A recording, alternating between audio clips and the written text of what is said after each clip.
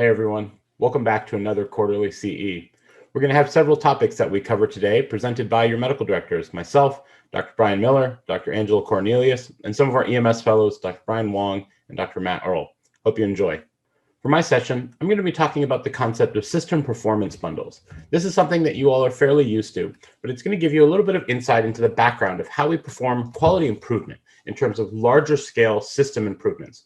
We're going to talk about a little bit of the history of what system performance bundles are, why they're important, how we work to improve them, and then we're going to talk locally about what our current system performance bundles are and what we're doing to try and overall improve the care of the system for those specific items. I wanted to start out this session by talking about one of my favorite quotes regarding quality improvement. Doctors Braithwaite, Dorset, and Redlener put out a fantastic article in the Journal of Emergency Medical Services talking about the importance of quality improvement across the spectrum of EMS. And this summed up their entire paper. Quality shouldn't be restricted to the motivated systems, but should be pervasive and accessible to every EMS system. And the culture of improvement is synonymous with the culture of EMS. So as I mentioned, here are the things we're going to cover today. We're going to talk a little bit about the concept of EMS quality and quality improvement.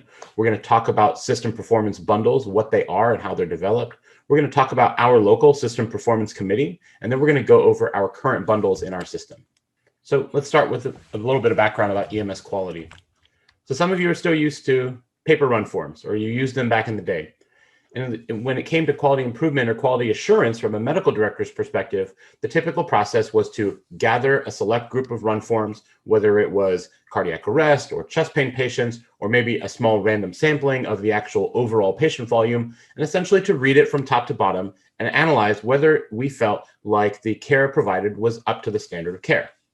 In 2007, a group of EMS medical directors from some of the biggest systems in the country got together and put forward a position statement on the importance of quality improvement and looking at bundles of care to evaluate whether or not a system was working well. They mentioned specifically that really the only aggregate level of assessment of each system at the time was response time intervals, whether or not you got to the patient in a certain amount of time, without recognizing that for the majority of patients, the actual response time interval doesn't affect their outcomes. They talked about the concept that we need to look at specific clinical items with evidence-based guidelines and performance indicators so that we could do a better job of assessing how we're performing as a system from a clinical perspective. Over the years, several organizations have worked to develop such bundles. For example, the Cardiac Arrest Registry to Enhance Survival, something this system has participated in since 2011, aggregates our overall cardiac arrest performance, as well as specifically the patient's either pre-hospital or hospital outcomes, so that we can measure our overall performance in terms of cardiac arrest survival.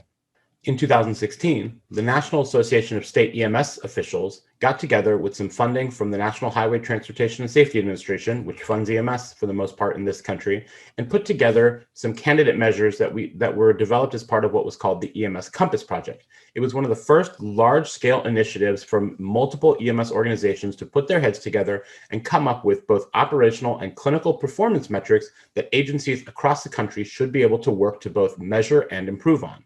They came out with 14 candidate measures, 6 of which were clinical in nature.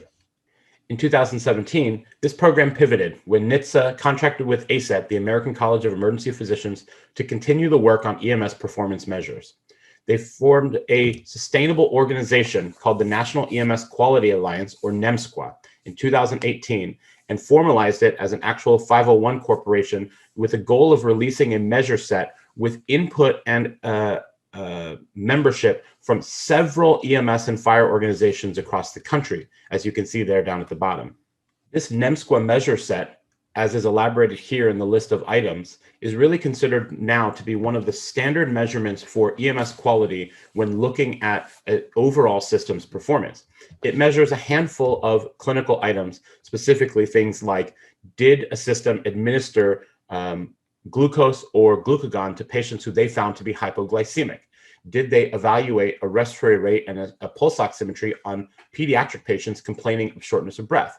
Did they administer beta agonists like albuterol to patients complaining of pediatric bronchospasm or asthma?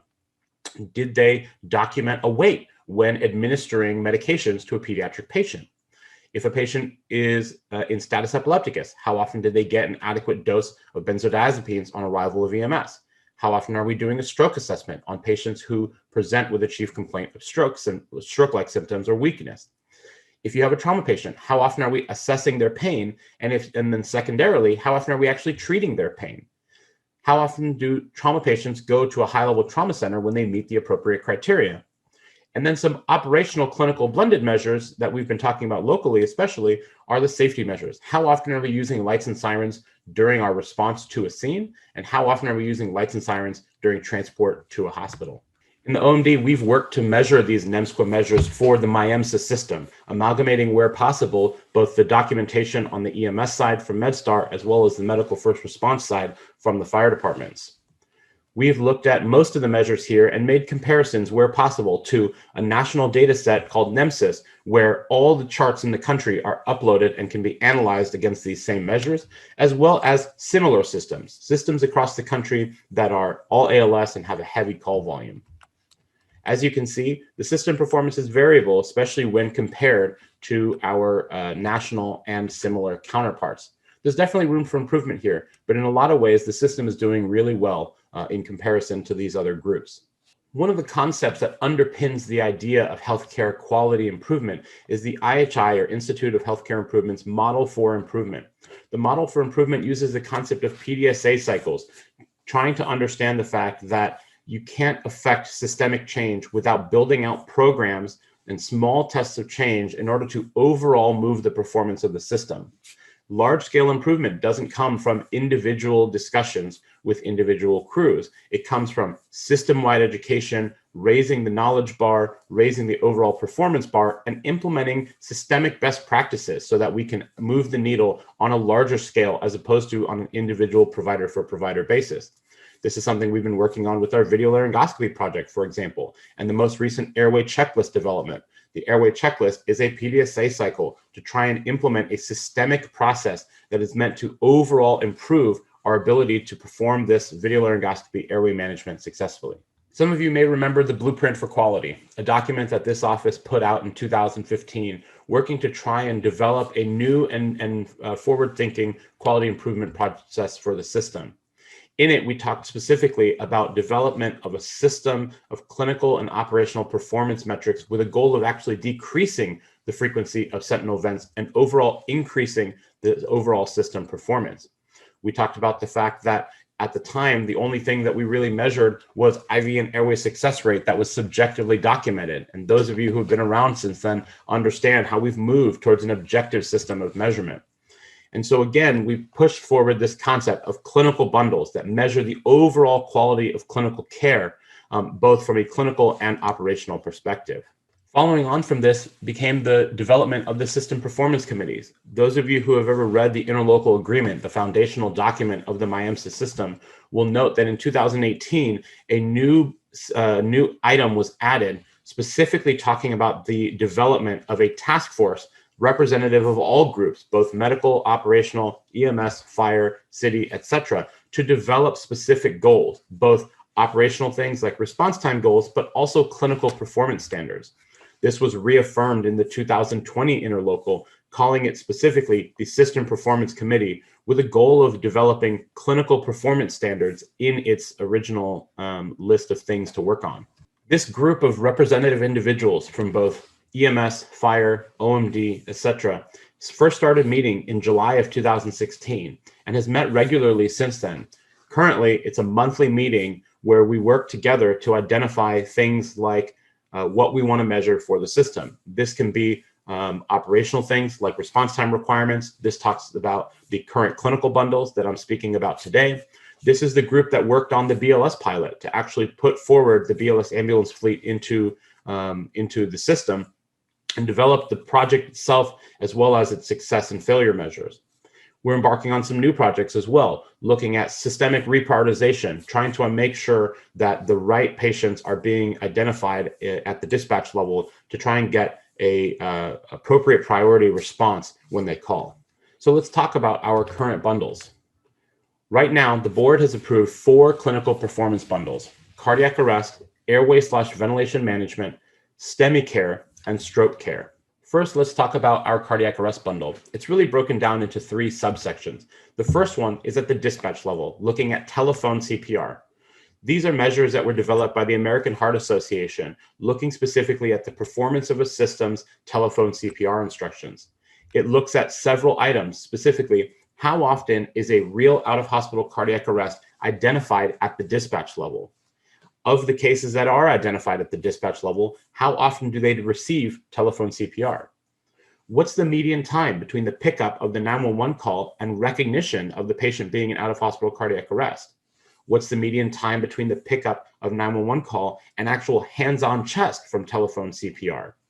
And then what is the percentage of cases where that time to TCPR is less than 180 seconds from first keystroke? By representative example, this is a graph over the past couple of years of the percentage of out-of-hospital cardiac arrests identified by the PSAP. We've had some fluctuations over the years, but in the past several months, as you'll see, the system has been performing well above our average of 85%, pretty much consistently hitting in the 90th percentile. At the same time, the percentage of recognized out-of-hospital cardiac arrest that receives TCPR is consistently high, with the understanding that those patients are getting hands-on CPR by a bystander caller due to the instructions of a 911 dispatcher. The next subsection of our cardiac arrest bundles are our CPR process measures. These are the things we've been speaking about for several years. For example, what percentage of our cases have a chest compression fraction or a hands-on chest time of over 90%? What percentage of our cases have an average compression rate of between 100 to 100 compressions per minute? And do we meet that 90% of the time? What percentage of cases have an appropriate depth benchmark at least 90% of the time throughout the case? What percentage of cases have a mechanical CPR device placement within less than 10 seconds to actually apply the device? How often do we hit our metric of a pre-shock pause of less than 10 seconds? What is the rate of bystander CPR in the system? And what is the rate of bystander AED use in the system? This was our first month after we started measuring the initial chest compression fraction measure here. As you'll note, back in May 2015, when we first started looking at this, we had a chest compression fraction of 90% on a case, just over 50% of the time. Through the dedicated work of the entire system, working to identify the importance of chest compression fraction, over the first year, there was marked improvement. And this is the overall representation of how the system's been doing with this benchmark over the past several years. There's definitely some ups and downs and reasons for all of those in terms of the ebbs and flows, but on the whole, the system has been doing quite well. And I think it's important to understand this. As a system, we have set this benchmark extremely high. Our CCF goal for an individual case is 90%, but the actual AHA goal for a CCF is 80%. And when you compare that metric of are we meeting the CCF of 80% across the cases, pretty consistently, the system is in the 90th percentile. So on the whole, we're doing a fantastic job with our chest compression fraction. But how about our MCD placement, something that you've been hearing us talk about a lot over the past few months? This is a graph with the percentage of MCD applications which are under 10 seconds on the top and the number of MCD applications on the bottom. You'll note that back in the 2015 to 2018 range, where there weren't that many mechanical compression devices in the system, we were able to focus our energy, and those cases frequently met the benchmark of being applied in under 10 seconds. We had a short lull where these devices were not really being deployed by the system. And then early in the COVID-19 pandemic, with the advent of mechanical compression devices across the system, we've seen a marked increase in the amount of devices that are being placed by the system. But as we've been speaking about, and as most of you have heard, we're still struggling with our actual placement time. The current rate of devices that are placed in under 10 seconds is extremely low. And this is something we need to focus on and work to make systemic improvements in. The last subset of our cardiac arrest bundles are our CPR outcomes. What percentage of patients arrive to the hospital with return of spontaneous circulation? What percentage of patients are actually discharged alive from the hospital? And of those, how many are neurologically intact, can actually walk or have normal mental status or very minimal disability in terms of their post-cardiac arrest situation. And this is measured by what we call a CPC score of 1 or 2. This is a graph of our average ROSC rate since 2014. Again, we've been measuring this for quite a while. The red dashed lines there represent our average. And as you see, it was pretty consistent from a pre-hospital ROS perspective up until the COVID-19 pandemic started in 2020, where we had a marked decrease. Unfortunately, over the last year, we've stayed down in that low 15% range. And again, this is something that we'll need to work as a system to continue to improve. This was our rate of patients being discharged neurologically intact from the hospital. And as you can see, we were starting to make market improvement. In my opinion, started with the chest compression fraction and other CPR performance measures that we were working to improve. But again, in 2020, we had a big hit to our overall neurologically intact survival. And last year, we haven't really pushed that up as much as we'd like. So again, lots of focus to pay attention to if we're going to move this needle on our outcomes in terms of actually doing really great care for our patients. Our next board-approved set of bundles is airway and ventilation management. We look at, for example, how often are we using end-tidal CO2 on our non-invasive management, things like CPAP, BiPAP, and BVM? How often are we using end-tidal CO2 on our advanced airway management, our supraglottics, our endotracheal tubes, our surgical airways? What's our rate of successful airway management, or how often do we have what we call an unmanaged airway, something where the actual end of the encounter shows us that we weren't able to ventilate this patient by the end of our care with them? And then what's our overall successful rate of both King and endotracheal tubes? This is a graph of that first bundle. How often are we actually using end-tidal CO2 with our non-invasive ventilation management? And other than some initial variability, we've actually done quite well over the past few years, making sure that we're placing end-tidal CO2 and using it as a measure of our ventilation in our non-invasive management patients. Similarly, our endotracheal tubes, Kings, and surgical airways, with rare exception, are pretty much measured with end-tidal CO2 in terms of placement of the actual detector and reading it on the monitor. This is something that this system should be the most proud of, and this is our rate of unrecognized failed advanced airways. This is the entire purpose as to why we measure those first two bundles in terms of whether or not we're actually applying the waveform capnography to these devices. If you recall, back in 2015, we started with about 15% of our advanced airways where a performing provider subjectively believed that the airway was successful, but on retrospective review, there was no evidence of ventilation coming out from those patients. That patient had an unsuccessful airway that had gone unrecognized. Through the dedicated work of the entire system, both the OMD staff, field providers, MedStar, fire, system leadership, we've continuously dropped this rate of unrecognized failed airways, dropping well under 1% for the past several months. And again, this gets to the concept of the unmanaged airway. The unmanaged airway is where we look at an entirety of airway management from the initial arrival of a fire or EMS crew all the way to the end of their encounter. And at the end of the encounter, were we able to successfully ventilate the patient or not? If we were able to successfully ventilate the patient by the end of the encounter, that is considered a managed airway. And if we failed to ventilate those patients by the end of the encounter in any way, that was considered an unmanaged airway. Again, in 2015, we actually struggled quite a lot with this. It was very high rates of unmanaged airways. And as we both improved our ability to recognize our advanced airway success, as well as a renewed focus on use of end-tidal CO2 to ensure that things like your bag valve mask ventilation is working and your CPAP and BiPAP are working, your supraglottic airways are working, this rate has come down quite significantly to the under 3% range. And lastly, we look at things like our first pass success rate. This is something that we've started paying specific attention to in terms of not just our overall airway management, but from a skill perspective, especially with the advent of the video laryngoscopy devices. How are we doing as a system on the first attempt at intubating a patient? As I think you've mostly heard before, when we first started rolling out the VL devices, this system was not great at intubating. And this includes the entire gamut of system providers, both EMS and fire. We were getting it about 54% of the time on the first attempt. That was only a few months ago in October, and it's been hovering around there for months prior. Thankfully, with some dedicated focus from you all over the past few months, we've seen a pretty good improvement, and I hope that this continues on in the months to come. The last couple sets of bundles I want to talk about are our STEMI and stroke bundles, things that we are now starting to develop IHI model for improvement style, PDSA cycles, and overall quality improvement programs for.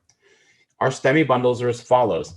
How often, as a system, do we correctly identify STEMI patients? That includes both EMS and fire. If we see an EKG and we call it a STEMI, how often are we correct? And how often is the patient actually having a STEMI, and are we identifying it? In the same way, if a system provider thinks that that patient's having a STEMI, how often are we giving aspirin to the patient? Whether it's because they were administered it at the dispatch level over the phone, whether they were taking it on their own, or whether we administered aspirin to them in exclusion of any contraindications. How often are we administering pain management through the use of nitroglycerin for these patients if we think that they're having a STEMI? How often are we getting a 12 lead within 10 minutes of patient contact? And one of the important things here is that when it comes to STEMI care, time is muscle. The sooner you can activate a hospital-based cath lab team, the better your chance of patients' mortality and morbidity. And so you'll notice we talk very specifically about certain time metrics in this compared to some of the other ones before that are more outcome-based. So the acquisition of a 12 lead within 10 minutes of patient contact really means patient contact from any system provider.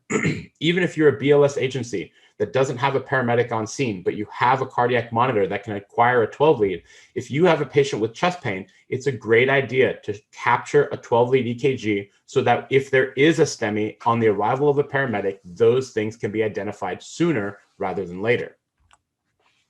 If you do suspect a STEMI and there is a 12 lead taken, how often do we transmit that 12 lead within 5 minutes of the initiation of transportation? That means that if it was before transport was initiated, that counts. That means if it's within 5 minutes of you starting your transport, that counts. Again, a lot of times that EKG is what the hospitals use to activate their cath lab teams. And so the sooner you can send them a STEMI EKG, the sooner they're going to activate their cath lab. Now, obviously, we recognize some limitations in terms of internet connectivity of the monitor devices and proximity to the ambulances or fire trucks. But that's why it's about transport initiation. If you can get the EKG faxed within 5 minutes of starting your transport, you're overall going to improve our first medical contact to balloon times. Again, how often are we taking these patients to a PCI facility and notifying them of a STEMI within 10 minutes of patient contact? One of the things we've worked really hard on as a system is that if you call in a STEMI alert to the hospital and tell them, I'm not at a place where I can fax my EKG to you, but this patient is having a STEMI, you should activate the cath lab. They will take a sheet of paper that says pre-hospital STEMI and fax it to their cardiologist, and they will overall activate the cath lab team, and then you can fax the EKG once you're in a position to do so. We talk about couch side activation or bedside activation. When you identify that a patient's having a STEMI, find out what hospital they want to go to, make sure it's a PCI hospital, and call the STEMI alert early. This includes our first responders. Even if you're not a transport agency and you identify the hospital the patient wants to go to and you have a 12 lead that shows you an active STEMI, then go ahead and call that into the hospital and let the full report be given en route. How often are we taking these patients to an actual PCI center? One of the things we're very lucky here in this system is that pretty much every hospital is a PCI center now. But for the most part, are we taking our patients to actual PCI facilities? And lastly, an outcome measure. How often are these patients getting to the cath lab and getting their PCI or their stent placement done in less than 90 minutes, which is the overall benchmark? And in the past, that used to be 90 minutes from arrival to the hospital. But the truth of the matter is that time is muscle. And so the new benchmark is really first medical contact, arrival of either fire or EMS personnel to 90 minutes of getting that intervention done. And so whereas we encourage the fact to make sure that the patients have met their goals and that you stabilize the patient prior to transport, this is ultimately a time-sensitive disease, and the balance needs to be there of expeditious treatment, maximum simultaneous effort to try and get these patients to meet their goals and off to the hospital as soon as possible with early activation of the cath lab, with aspirin and nitroglycerin, and this overall systemic bundle of care. We've started measuring these to get a baseline level of data for the system, but we obviously have a lot of room to improve even as you think about your current practice in terms of where you think you are with these individual metrics. Over the next quarter of CEs, you're going to find some specific educational items geared towards these STEMI bundles to try and overall improve our STEMI bundle of care. Next quarter, Kierbrister and team are going to work on things like, are we recognizing STEMIs appropriately? Right now, our baseline level shows us that we overactivate STEMIs quite a bit, although we underactivate much less often. Overactivation to a certain extent is okay, but understanding that the hospitals are placing trust in our ability to interpret these EKGs correctly, to activate cath lab teams and make sure that these patients are expeditiously ready to go to the hospital, we want to try and get our accuracy of STEMI identification as close as possible. All these other things will also be covered in upcoming CEs to work towards ways in which we can improve them for overall system performance. And the last bundle I wanted to talk about is our stroke bundle. Again, something that we're going to be working to improve over the next couple of months. And Dr. Miller is going to speak about this quarter in terms of the actual medicine behind it. The measures for stroke are, how often, if we suspect a stroke, are we measuring a blood glucose, one of the most common reasons that a stroke mimic will present? How often are we doing a Cincinnati stroke scale or a fast screening on patients who we think is having a stroke? If a patient does have a positive Cincinnati stroke scale, how often are we getting a LVO score, like the Los Angeles Motor Score, in order to try and identify, is this a large vessel occlusion stroke that might need endovascular therapy, as opposed to a smaller stroke, which might need TPA or just hospitalization? Of the patients with a suspected stroke, how often do we notify the stroke center of within 10 minutes of EMS patient contact? Again, focusing in on that bedside report so that hospital stroke teams can be activated as soon as possible.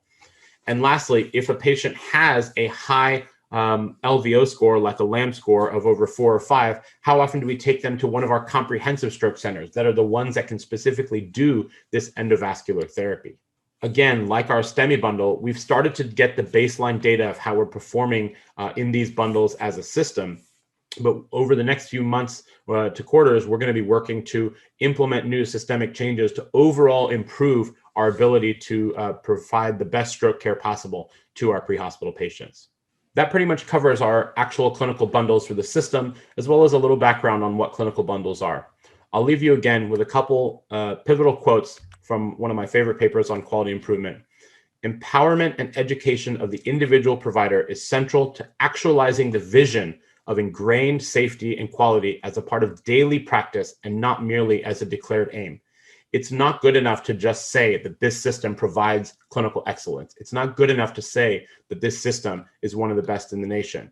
It has to be ingrained in our culture, and that requires constant work and attention by the actual field providers, those of you performing the care on these patients every day. And from our perspective, that requires us to both empower you with the knowledge and the skills, the protocols, the tools and equipment to be able to adequately treat these patients, and also the education necessary to make sure that you have all the knowledge in your all the knowledge necessary to meet these goals.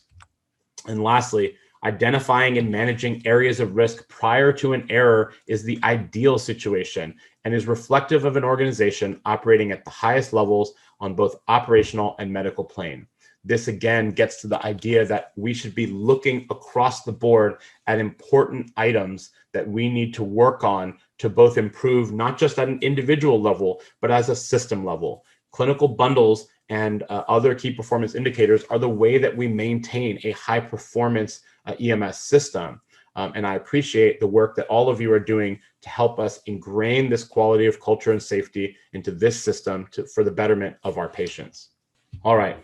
Well, that wraps up my discussion on system performance bundles. I hope it gave you some insight into how we evaluate system clinical performance, how those things were developed, and what we're going to be working on to try and improve in the future. I wanted to take a little point of personal privilege and say thank you all for the time that we've spent together and allowing me to share in this practice of medicine with you all. It's been really one of the highlights of my career. Most of you know that I'm moving on for personal reasons to out of state. I think the system has made tremendous improvements in the quality of care that we've provided over the past few years, as you saw in today's talk. There's always room for improvement. There's always room for growth. So remember to keep that focused attention, keep working for the betterment of your patients. All of this care is really down to you. We are just there to guide you along the way. So I look forward to continuing to work with you all in the short term, and hope to see you all as you all progress in your own EMS careers and over the years to come. Thanks very much, and I appreciate it.